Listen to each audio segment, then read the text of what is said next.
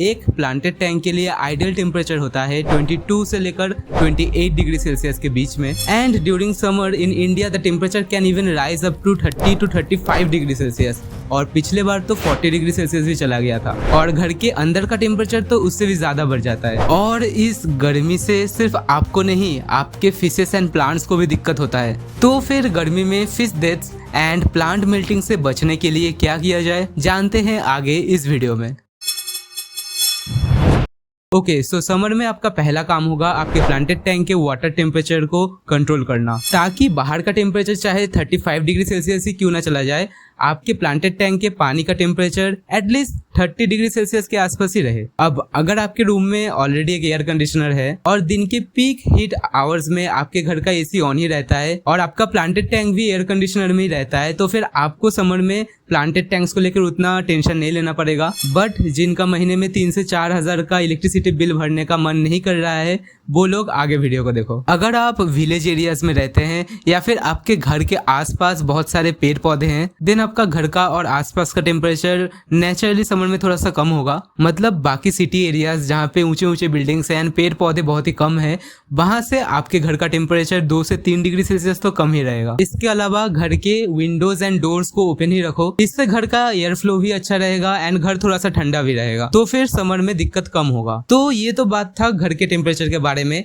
लेकिन अब बात करते हैं प्लांटेड टैंक के टेम्परेचर के बारे में। अब नॉर्मली समर में प्लांटेड टैंक्स का टेम्परेचर कम करने के लिए लोग ऐसे क्लिप ऑन फैंस या फिर DIY कंप्यूटर फैंस भी यूज करते हैं एंड इससे बेनिफिट होता है और पानी का टेम्परेचर बाहर के टेम्परेचर से 4-5 डिग्री सेल्सियस कम होता भी है। पर अगर आपको ये सब खरीदे या फिर यूज करे बिना आपके प्लांटेड टैंक के टेम्परेचर को कम करना है, तो फिर मेरा बात ध्यान से सुनो। तो फिर अगर आपको भी आपके प्लांटेड टैंक के पानी का टेम्परेचर कम करना है, तो फिर बस एक चीज समझ लो, मेन चीज है सरफेस एजिटेशन क्रिएट करना। अगर ये हासिल कर लिया तो फिर 2-3 महीनों के लिए वो एक्सपेंसिव क्लिप ऑन फैन या फिर DIY कंप्यूटर फैंस यूज करने का कोई जरूरत नहीं, आपके फिल्टर से ही काम बन सकता है। तो फिर पहले समझते हैं कि सरफेस एजिटेशन क्या है। In simple words, surface agitation का मतलब है टैंक के ऊपर के सरफेस वाटर को हिलाना। इससे आपके प्लांटेड टैंक के पानी का रेट ऑफ इवापोरेशन बढ़ जाता है और लेटेंट हीट की वजह से आपके टैंक का पानी का टेम्परेचर कम हो जाता है। तो फिर सरफेस एजिटेशन कैसे क्रिएट करें? अगर आपके पास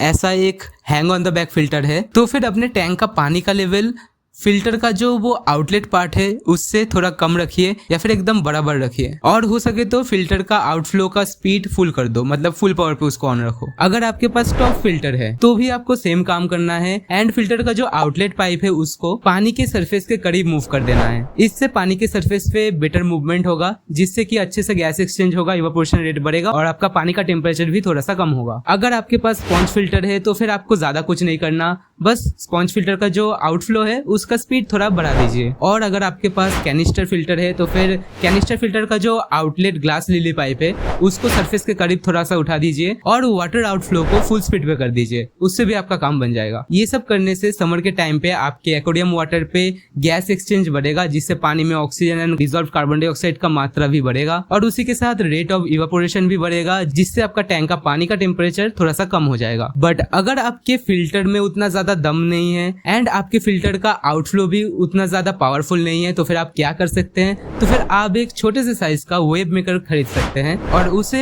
टैंक पे कुछ इस तरीके से प्लेस कर सकते हैं जिससे कि आपको एक अच्छा खासा सरफेस एजिटेशन हासिल हो। अब अगर आप क्लिप ऑन फैन खरीद रहे हैं तो फिर उसका यूज सिर्फ समर में ही आप कर पाएंगे, लेकिन अगर आप वेव मेकर खरीदेंगे तो फिर आप चाहे तो पूरा साल ही उसे यूज कर सकते हैं। तो ये था हमारा पानी का टेम्परेचर कम करने का पहला स्टेप। अब इसके अलावा हमें और भी कुछ चीजें करना है जिससे कि पानी का टेम्परेचर और भी कम होगा, क्योंकि जब बात हो रहा है प्लांटेड टैंक का समर मेंटेनेंस का, तो फिर सिर्फ और सिर्फ एक अच्छा सरफेस एजिटेशन क्रिएट करना इनफ नहीं है, हमें और भी कुछ चीजें करना है। अब समर में अगर ये बोला जा रहा है कि टेम्परेचर 35 डिग्री सेल्सियस के ऊपर रहेगा, तो फिर इसका मतलब ये नहीं है कि पूरा दिन ही टेम्परेचर 35 डिग्री सेल्सियस के ऊपर रहेगा। ये देखो, ये समर का पीक हीट आवर्स होता है, फिर रात को टेम्परेचर ऑटोमेटिकली खुद ब खुद कम होने लगता है। तो फिर पानी का टेम्परेचर कम करने के लिए मेरा सेकंड सजेशन है कि ये जो पीक आवर्स है उस दौरान अपने टैंक को लाइट प्रोवाइड मत करो। ये हम लोग जो high power LED lights use करते हैं उससे भी बहुत ज्यादा हीट जनरेट होता है एंड उससे भी आपके प्लांटेड टैंक का पानी का टेम्परेचर बहुत बढ़ता है। एंड आई नो कुछ लालची लोग हैं जिनको लगता है कि ज्यादा लाइट प्रोवाइड करने से ज्यादा प्लांट ग्रोथ होगा, तो फिर इसीलिए वो लोग बहुत ही ज्यादा हाई पावर की LED लाइट्स यूज करते हैं एंड बिलीव मी वो एलईडी लाइट समर में बहुत ज्यादा हीट प्रोड्यूस करता है। एक सिंपल चीज समझ लो, समर में ज्यादा लाइट मतलब ज्यादा हीट, और ज्यादा हीट मतलब अपने प्लांट्स और फिशेस का जिंदा बारबेक्यू बनाना। तो फिर अगर आपको ज्यादा प्लांट ग्रोथ के लिए ज्यादा पावरफुल लाइट यूज करना है तो फिर करो, बट समर का ये जो पीक आवर्स है सुबह का 10 बजे से लेकर अप टू 2 बजे तक, इस दौरान अपने टैंक को लाइट प्रोवाइड मत करो। मैं नॉर्मली अभी क्या कर रहा हूँ, इवनिंग के बाद ही मैं अपने टैंक के लाइट्स को ऑन कर रहा हूँ, जिससे कि जब एनवायरनमेंट का टेम्परेचर ऑटोमेटिकली थोड़ा कूल डाउन हो जाता है तब मैं लाइट्स ऑन करता हूँ, जिससे कि पानी का टेम्परेचर भी उतना ज्यादा बढ़ता नहीं है। इसके अलावा आप अगर अपने टैंक पे 8 से 9 घंटा तक लाइट दे रहे हैं तो फिर लाइट ड्यूरेशन को कम करो, मतलब 6 से 7 घंटा कर दो। हो सके तो रात में जब टेम्परेचर थोड़ा सा कूल डाउन हो जाता है तब अपने टैंक के लाइट्स को ऑन करो और लाइट ड्यूरेशन को कम कर दो। और अगर आप बहुत ही एक हाई पावर का लाइट यूज कर रहे हैं तो फिर आप और एक काम कर सकते हैं, दैट इज आप अपने एक्वेरियम लाइट्स की जो हाइट्स है उसको 2-3 इंच ऊपर कर दो। एंड बिलीव मी, ये 1-2 इंच का डिफरेंस भी बहुत ज्यादा होता है। अगर आप आपके प्लांटेड टैंक पे कोई भी लिड या फिर कवर यूज करते हैं एंड आपके प्लांटेड टैंक पे ऐसा कोई फिश नहीं है जो जंप करता है, तो फिर उस लिड या फिर कवर को हटा दो। एंड अगर आपके प्लांटेड टैंक पे जंप करने वाला फिश है और आपको लिड या फिर कवर रखना ही पड़ता है तो फिर फ्लोटिंग प्लांट्स ऐड करो। ये एक नेचुरल कवरिंग की तरह काम करेगा और आपका फिश जंप नहीं करेगा। ओके, तो समर मेंटेनेंस के दौरान प्लांटेड टैंक्स को लेकर हमारा जो पहला प्रॉब्लम था दैट वाज हमारे प्लांटेड टैंक के टेम्परेचर को कंट्रोल करना। तो फिर ये सब चीजों को मेंटेन करके आप अपने प्लांटेड टैंक के टेम्परेचर को थोड़ा सा कंट्रोल में ला सकते हैं।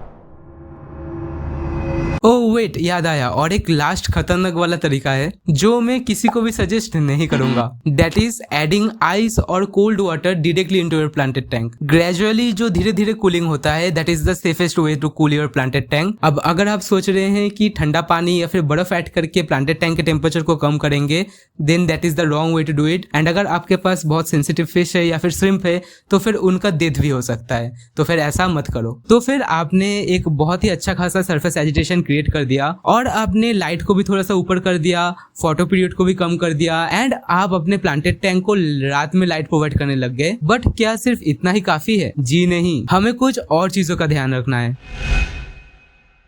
देखो, सरफेस एजिटेशन ज्यादा हो रहा है जिसका मतलब रेट ऑफ इवेपोरेशन ज्यादा है, और जब रेट ऑफ इवेपोरेशन ज्यादा होता है तब टैंक का जो पानी है वो बहुत ही जल्द गायब हो जाता है। बस एक दिन में ही एक्वेरियम का पानी इतना ज्यादा कम हो जाता है, ऐसा लगता है कि पानी ने भूत देख लिया। तो फिर ये जो ज्यादा इवेपोरेशन हो रहा है पानी का, उसके वजह से आपका टैंक का पानी वाटर वेपर बन के उड़ जा रहा है। उसी की वजह से हमें रेगुलरली अपने प्लांटेड टैंक के वाटर को टॉप अप करना है। एंड हो सके तो आरओ वाटर या फिर डीक्लोरिनेटेड वाटर से ही अपने टैंक को टॉप अप करना, क्योंकि जब पानी में इवेपोरेशन होता है तब पानी में डिजोल्व मिनरल्स तो इवेपोरेट नहीं करते, बस प्योर H2 ही इवेपोरेट करता है और बाकी जो सारा मिनरल्स है वो पानी में ही रह जाता है। तो फिर पानी का TDS एंड हार्डनेस बहुत ज्यादा बढ़ जाता है। ऐसे में पानी का पैरामीटर्स डगमगाने का चांसेस बहुत ही बढ़ जाता है। तो फिर इसीलिए बोल रहा हूँ कि जब आप टॉप अप करेंगे तो फिर कोशिश करना आरओ वाटर या फिर डीक्लोरिनेटेड वाटर को यूज करने का। ओके, सो अपने प्लांटेड टैंक का टेम्परेचर आपने कम कर दिया एंड इवेपोरेशन का जो प्रॉब्लम था उसको भी आपने सॉल्व कर लिया। अब अगला स्टेप है अपने प्लांटेड टैंक का ऑक्सीजनेशन को ठीक करना। गर्मी में सांस लेना भी मुश्किल होता है, आपके फिशेस के लिए भी। शायद ये आपको पता नहीं है, बट वार्मर वाटर्स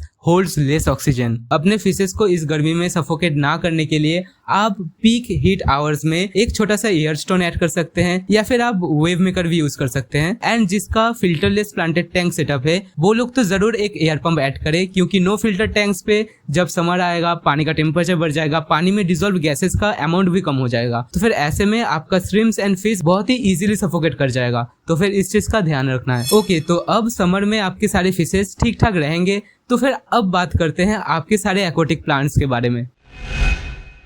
कुछ टेम्परेचर सेंसिटिव एक्वाटिक प्लांट्स होते हैं जैसे कि मोंटे कार्लो, एसी क्यूबा। ये सारे सेंसिटिव प्लांट्स समर में हाई टेम्परेचर में मिल्ट करना शुरू करता है। तो फिर अगर आप समर में एक नया प्लांटेड टैंक सेटअप बना रहे हैं तो फिर कोशिश करो ऐसे प्लांट्स को यूज करने का जिसका हीट टॉलरेंस बाकी प्लांट्स से थोड़ा ज्यादा है। तो फिर आप समर में हीट टॉलरेंट प्लांट्स के लिए जावा फर्न यूज कर सकते हैं, अनुबियस, क्रिप्टोकोडाइन, लिम्नोफिला, सिसिलिफ्लोरा, हाइग्रोफिला, पॉलिस्पर्मा, ये सब प्लांट्स यूज कर सकते हैं। ये सब प्लांट्स थोड़ा सा हाई टेम्परेचर टॉलरेंट होता है तो फिर समर में मिल्ट नहीं करेंगे। ओके, तो अब आपने अपने प्लांटेड टैंक का टेम्परेचर को कंट्रोल कर लिया, आपने इवेपोरेशन को भी सॉल्व कर लिया, आपने अपने प्लांटेड टैंक को ऑक्सीजन भी प्रोवाइड कर दिया एंड जो भी हीट सेंसिटिव प्लांट्स था उनका भी टेक केयर कर लिया। तो फिर अब बात करते हैं समर मेंटेनेंस के आखिरी स्टेप का, and that is unexpected algae breakouts. अब शायद आपको ये चीज पता है कि एक हेल्दी प्लांटेड टैंक पे अगर प्लांट ग्रोथ फास्टर होगा तो फिर एल्गी ग्रोथ ऑटोमेटिकली कम हो जाएगा। बट अगर आपके प्लांट्स फोटोसिंथेसिस नहीं करेंगे, वो लोग ग्रो नहीं करेंगे, तो फिर उस टाइम पे एल्गी को बहुत एक अच्छा मौका मिलता है ग्रो करने का। और समर में पानी का टेम्परेचर जैसे ही 35 से ज्यादा चला जाएगा,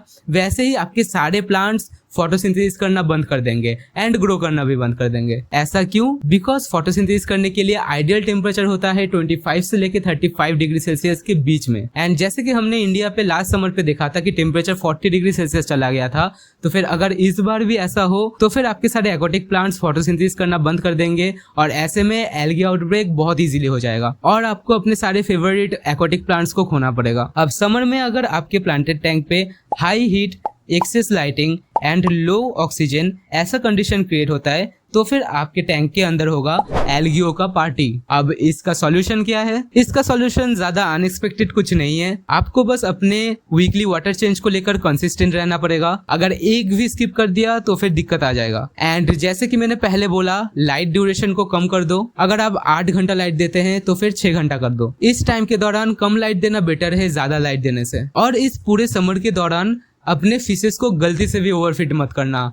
अगर ओवरफीड कर दिया तो फिर वाटर पैरामीटर्स का पूरा बैलेंस बिगड़ जाएगा एंड आपके सारे फिशेस सफर करेंगे और उसके बाद एक के बाद एक जो प्रॉब्लम्स आएंगे उसके साथ आप इजीली डील नहीं कर पाएंगे। और इसके साथ आपको समर में फिल्टर को क्लीन भी करना है, लेकिन अगर गलती से ज्यादा कर दिया तो फिर इस पे भी दिक्कत हो सकता है। इसीलिए मैं सजेस्ट करूंगा कि अगर आपको अपने फिल्टर को देखकर ऐसा लगे कि पहले जितना आउटफ्लो देता था अभी इसका आउटफ्लो का स्पीड कम हो गया है, सिर्फ तभी आप फिल्टर को क्लीन करें। अगर आपका पानी का आउटफ्लो का स्पीड ठीक ठाक है तो फिर क्लीन करने का कोई जरूरत नहीं है। तो ये था मेरा प्लांटेड टैंक्स का समर केयर गाइड। एक और लास्ट बोनस पॉइंट दे रहा हूँ आप लोगों को। At the end of the video मैं क्लिप ऑन फैंस या फिर चिलर्स के अगेंस्ट नहीं हूँ, बट अगर आपके पास डिस्कस जैसा बहुत ही टेम्परेचर सेंसिटिव फिश है और आपके पास एक्स्ट्रा बजट है चिलर्स या फिर क्लिप ऑन फैंस को अफोर्ड करने का, तभी आप इसको यूज कीजिए। नहीं तो ये 2-3 महीने के लिए इसको खरीदना मुझे वर्थ इट नहीं लगता है। एंड हम लोग उसे यूज करे बिना भी नेचुरल वेज से अपने टैंक को ठंडा रख सकते हैं। बस आपको थोड़ा सा जुगाड़ू होना पड़ेगा और थोड़ा सा नॉलेज लेना पड़ेगा। आई होप कि आप लोगों को समझ में आ गया है कि क्या करना है क्या नहीं करना है, और बस इतना सा करने पे ही आपका समर अच्छे से बीत जाएगा। तो फिर आज के लिए फिलहाल इतना ही।